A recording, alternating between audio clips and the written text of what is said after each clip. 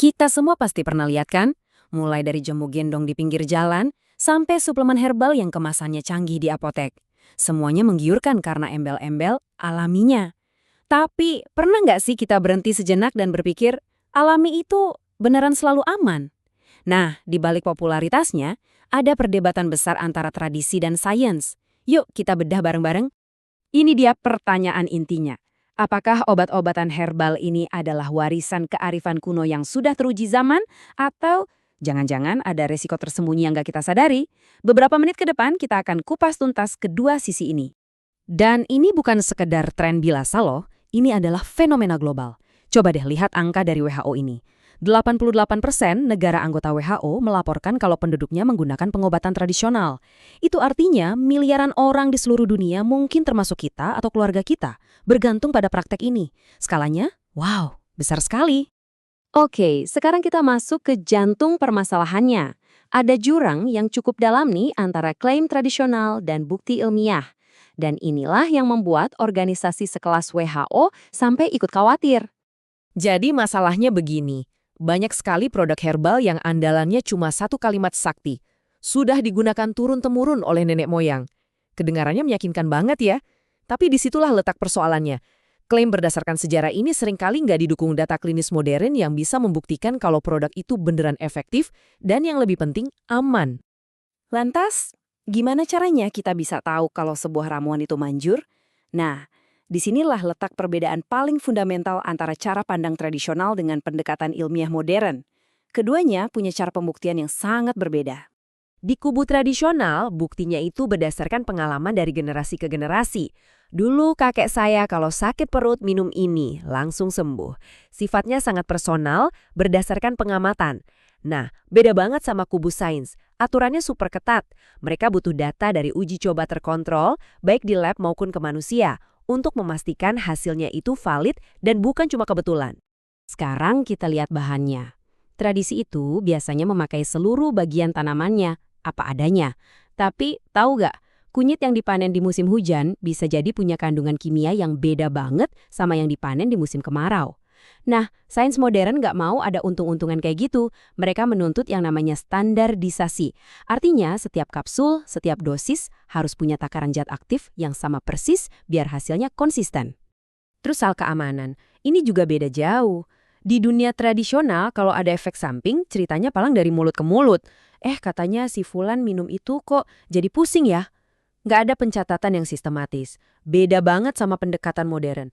Ada sistem pemantauan aktif yang namanya pharmacovigilance, yang secara sistematis mengumpulkan dan menganalisis laporan efek samping dari jutaan pengguna. Jadi kalau ada masalah sekecil apapun bisa cepat ketahuan. Biar makin jelas, yuk kita lihat dua contoh dari dunia nyata yang sangat-sangat kontras.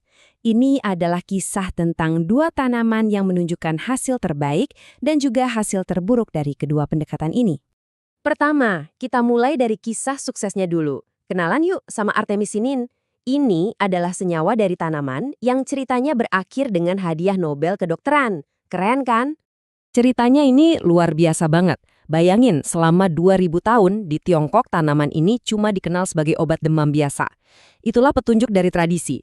Lalu ilmuwan modern datang, mereka mengoprek tanaman ini di laboratorium dan menemukan harta karun tersembunyi, sebuah senyawa aktif yang mereka namai artemisinin.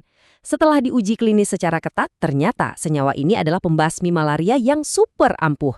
Sekarang artemisinin jadi standar pengobatan malaria di seluruh dunia dan sudah menyelamatkan jutaan nyawa. Ini contoh sempurna saat tradisi dan sains bekerja sama.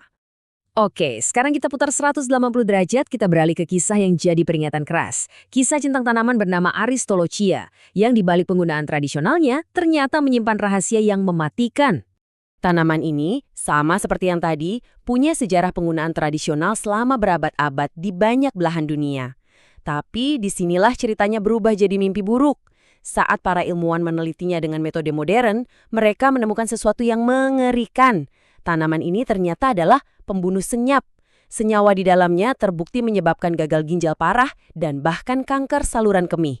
Fakta mengerikan ini nggak pernah terdeteksi oleh pengamatan tradisional selama ratusan tahun. Sekarang, tanaman ini dilarang keras di seluruh dunia. Jadi setelah melihat dua contoh yang ekstrim banget tadi, apa dong pelajaran yang bisa kita ambil? Nah, sekarang kita bahas gimana caranya kita bisa menjembatani kearifan kuno dan sains modern.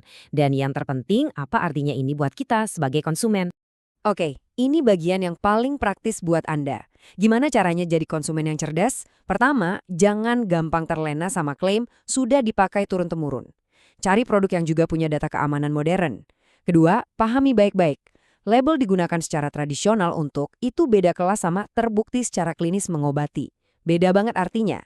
Prioritaskan merek yang berani berinvestasi dalam riset klinis. Dan jangan ragu untuk bertanya soal standarisasi dan kontrol kualitasnya. Jadi, kesimpulannya sederhana tapi sangat kuat.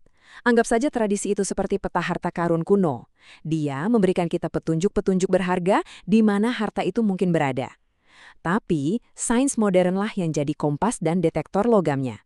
Sains yang memastikan bahwa harta yang kita temukan itu asli, berharga, dan yang paling penting, aman untuk kita. Jadi, keduanya bukan untuk dilawan, tapi untuk disatukan demi kesehatan kita semua.